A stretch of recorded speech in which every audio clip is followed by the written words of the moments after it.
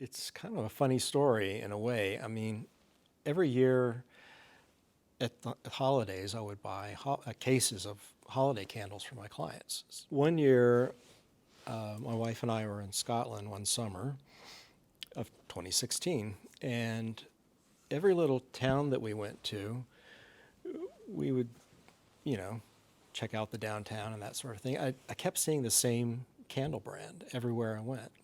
It's Isle of Skye Candle Company on the Isle of Skye. And I don't know what happened, this thought popped into my head, and I said, what if I made my own holiday candles? So I got home and I did the research and ordered a bunch of materials and came up with a couple of fragrances. And because I couldn't do just one, I had to, to do something in the extreme. And I thought, wait a minute. Now, if I'm going to do this, I'm going to do it right. I'm going to design the packaging, come up with an identity for it, the whole thing. Basically, what I was doing for my clients, right? The idea came to me to have Jodi Bortz at Blue Canary Letterpress to print all the labels for the jars and the boxes. So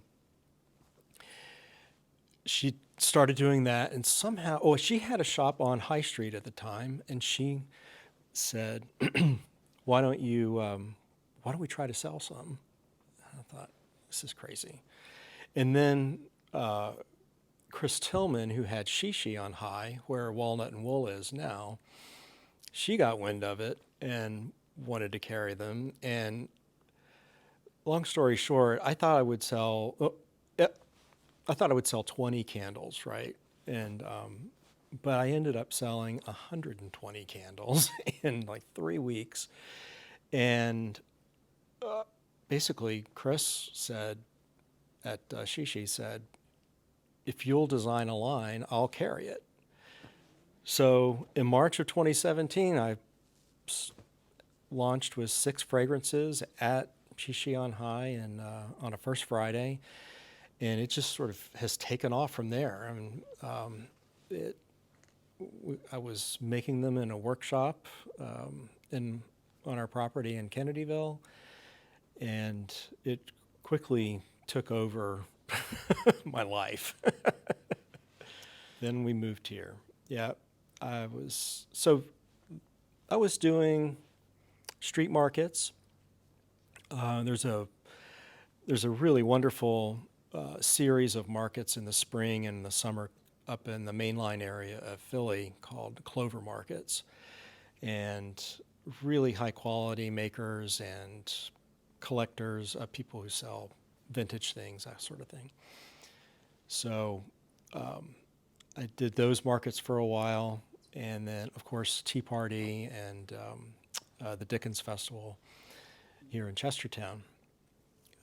But then I was also doing sort of these larger scale markets in Brooklyn and DC that were really places where it was open to the public, but wholesalers, buyers would show up too. And ended up getting a few accounts that way, and then this is over a span of like 5 years.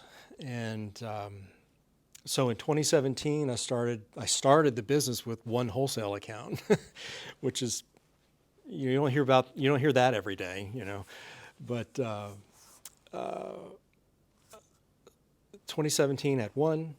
Fast forward to 2023, we've got about 85 from coast to coast. We even have a few in Europe, Germany and Belgium, one in France. So it's really taken off. We have 19, and there are 2 seasonal ones in the summer, Sakura and the summer candle. And then we have the original 3 candles that we started with for the holidays. The biggest challenge for me is definitely mindset.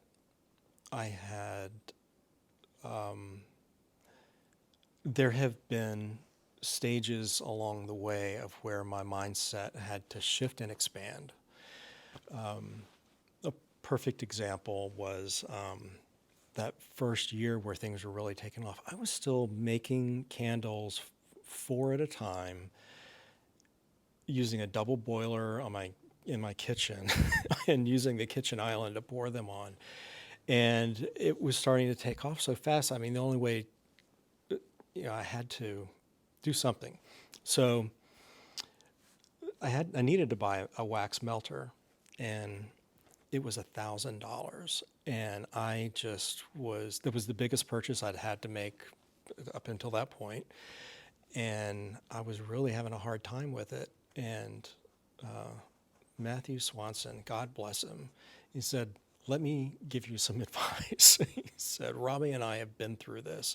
We always buy, there's the thing that we really need, and we have a hard time come to terms with and writing the check or clicking buy on the thing because it's the most expensive option.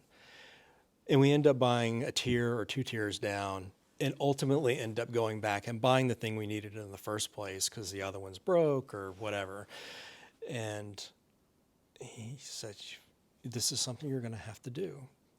How many candles do you have to sell to pay for that, And when he said it, and when he put it in those terms and telling me about the other part too, I was like, okay, I can do this. So I held my breath and clicked send, or clicked buy, and there's no way I could have scaled without it. So that's just like a little anecdote about how those sort of like mindset things I've just had to push through, feel the fear and do it anyway, and realize that, buying that melter opened so many doors for me.